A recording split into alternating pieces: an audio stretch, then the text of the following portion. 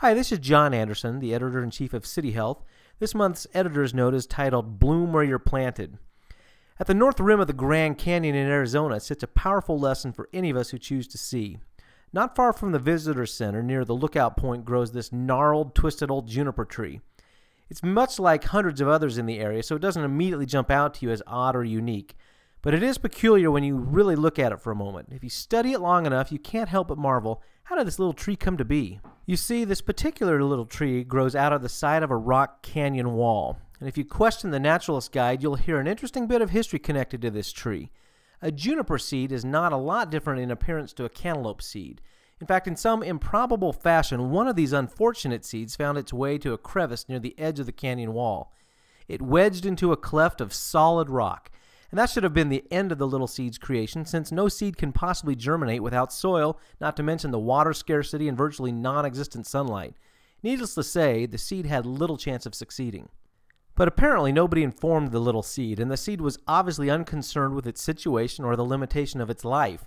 The seed just did what it had to do to succeed in becoming the best juniper tree it could be. It's quite unbelievable, but the little seed germinated, forged roots into solid rock, and began developing.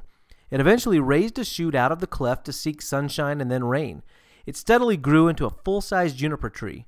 As it did so, its roots and trunk steadily put a little bit of pressure on that outer shelf of rock until one day the tree's growth became so much that one entire section of the Grand Canyon wall broke loose and tumbled down in a massive heap near the foot of the canyon, nearly 1 mile straight down.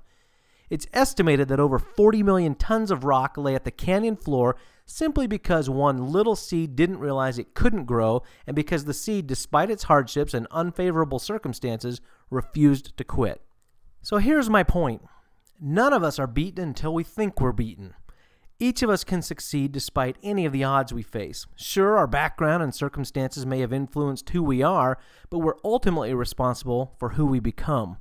Each of us gets wedged between a rock and a hard place at times, but if we will find a way, plant roots, and reach towards the light, we eventually realize our own improbable miracle.